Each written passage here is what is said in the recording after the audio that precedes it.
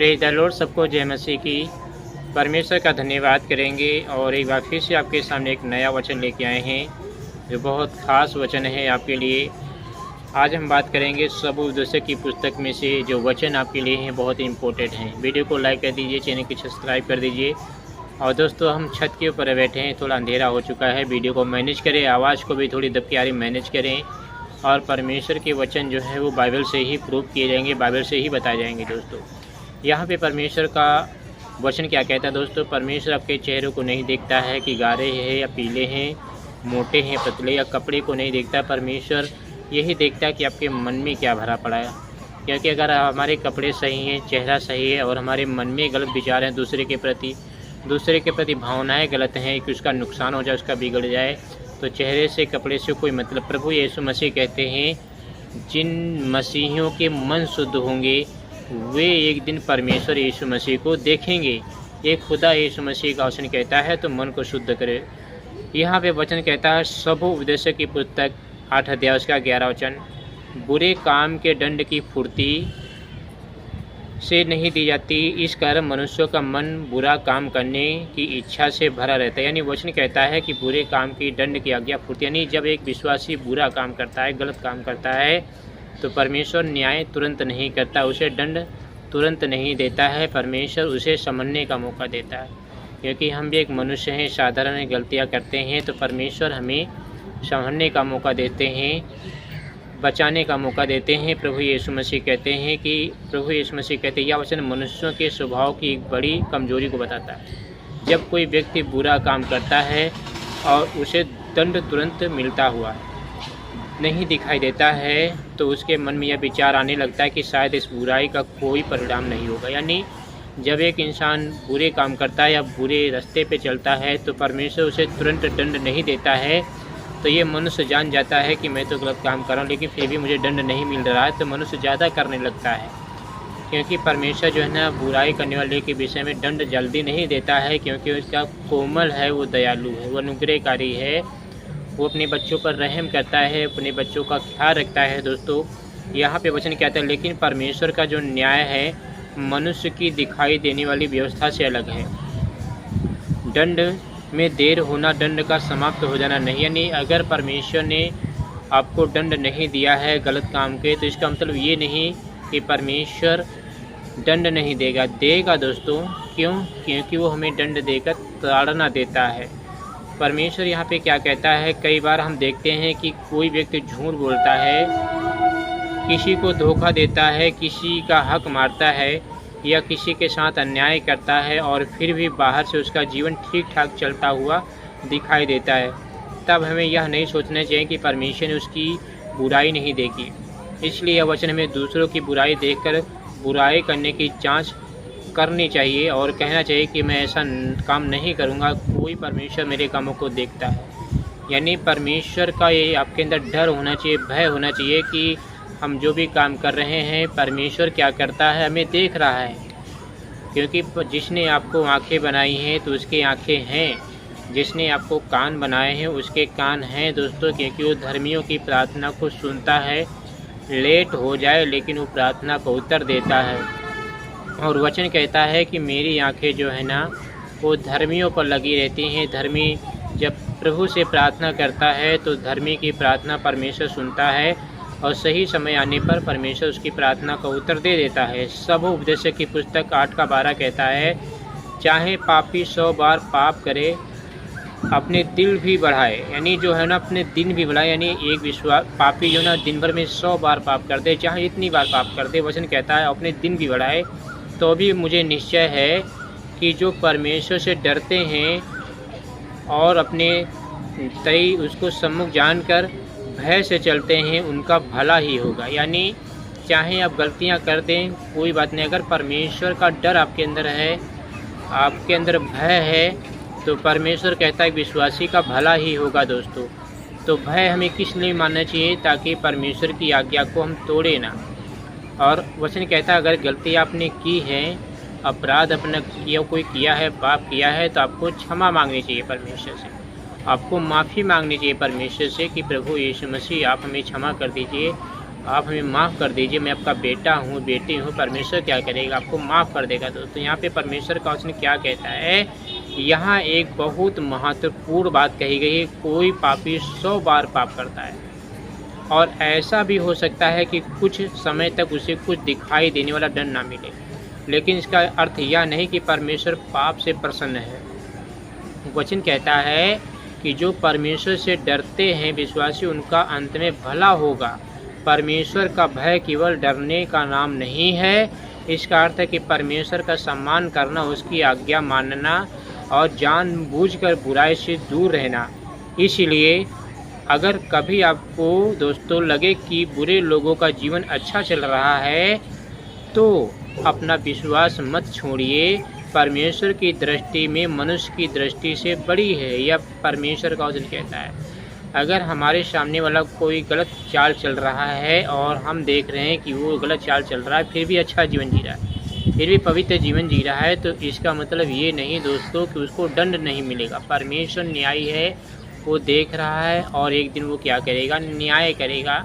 जब हम खुदा के सामने खड़े होंगे, जब हम परमेश्वर के सामने खड़े होंगे, तो परमेश्वर क्या करेगा, हमारा न्याय करेगा। वचन यहाँ पे कहता है, सबूपदेश की पुस्तक 8:13 कहता है, परंतु दुष्ट का भला होने का नहीं और न उसकी जीवन रूपी छल छाया लंबी होनी पाएगी, क्योंकि वह परमेश्वर का भय नहीं मानता। यानी जो धर्मी है वो तो जीवन पाएगा, लेकिन जो पापी लोग हैं उनकी जो आयु है लंबी नहीं होने पाएगी। छाया आती है पेड़ की और फिर समाप्त हो जाती। ऐसे ही दुष्ट लोगों का जीवन होता है, थोड़ी देर दिखाई देता है और थोड़ी देर गायब हो जाता है। ये परमेश्वर यीशु मसीह का वचन कहता है, क्योंकि परमेश्वर एक व्यक्ति को चेतावनी देना चाहता है और वो हमको और आपको चेतावनी दे रहा है कि बेटा और बेटी हो, तुम्हें संसार से निकलना पड़ चाहिए, क्योंकि जो संसार से प्रेम करता है उसमें पिता का प्रेम नहीं है।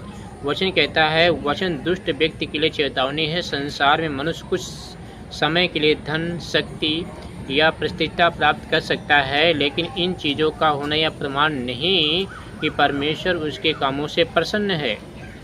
यानी अगर हम प्रभु को छोड़कर धन कमा लेंगे, पैसा कमा लेंगे, तो इसका मतलब यह नहीं है कि परमेश्वर आपसे प्रसन्न है दोस्तों, क्योंकि आपने परमेश्वर को छोड़कर धन प्राप्त की है, परमेश्वर को खुश नहीं किया है, आपने शैतानों की पूजा की है।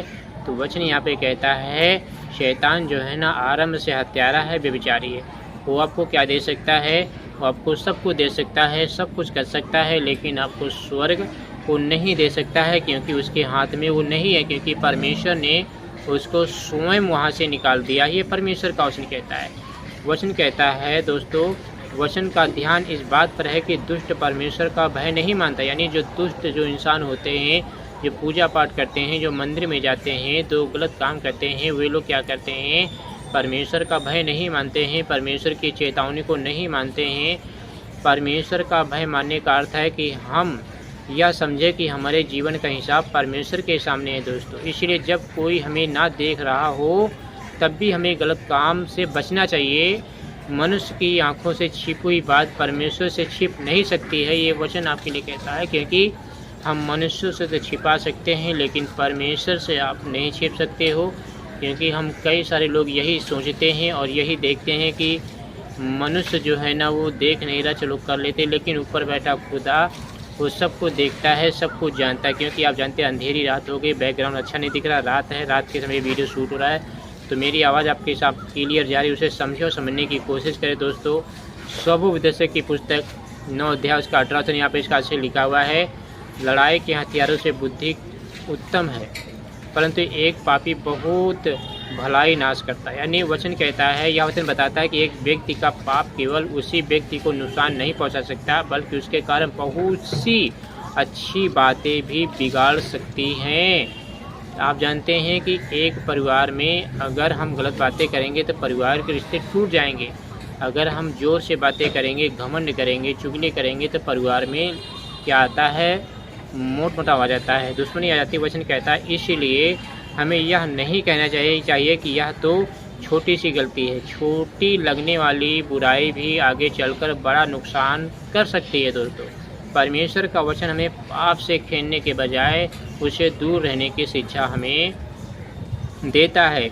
इसीलिए आपको परमेश्वर से प्रेम करना चाहिए, उसकी बातों को मानना चाहिए, उसके नियम को फॉलो करना चाहिए और जो हमारे प्रभु यीशु मसीह कहते हैं उसे करने की कोशिश करनी चाहिए दोस्तों। तो यहाँ पे परमेश्वर का अगला वचन यहाँ पे इसका से लिखा हुआ है, सुबोधोदय की पुस्तक 12:13 कहता है, सब कुछ सुना गया है कि अंत की बात यह है कि एक विश्वासी को परमेश्वर का भय मानना चाहिए, उसकी आज्ञाओं का पालन कर, क्योंकि मनुष्य का संपूर्ण कर्तव्य यही है। यानी एक मनुष्य का संपूर्ण कर्तव्य क्या है कि परमेश्वर का भय माने, बुराई से रहे, परमेश्वर से डरे और वचन कहता है उसकी आज्ञाओं को माने, क्योंकि यही सुना गया। सब सुलेमान यही कह रहा है सबोपदेशक की पुस्तक में, क्योंकि सुलेमान जो राजा था उसके पास कई सारी रानियाँ थी, महल था, और लास्ट में यही कह रहा है, सुलेमान यही कह रहा है कि सब कुछ सुना गया है कि परमेश्वर दुष्ट और धर्मी दोनों का एक दिन न्याय करेगा।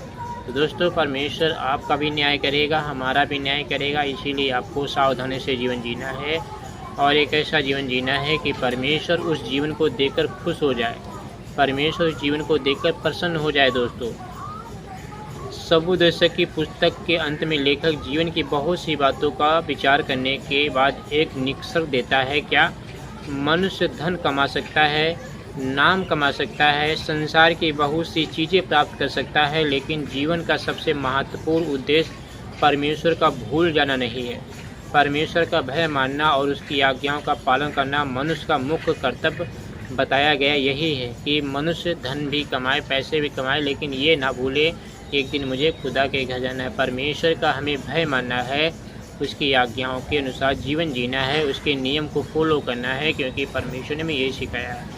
इसका अर्थ है कि हमारा जीवन केवल यह सोचकर नहीं होना चाहिए कि लोग मेरे बारे में क्या कहेंगे, बल्कि यह भी सोचना चाहिए कि परमेश्वर मेरे जीवन को कैसे देखता है। लास्ट वचन पढ़ने जा रहा हूँ, इसके बाद हम वीडियो को डी एंड कर देंगे। लास्ट वचन है सबोपदेशक की पुस्तक 12 अध्याय उसका 14 वचन यहाँ पे इसका से लिखा हुआ है।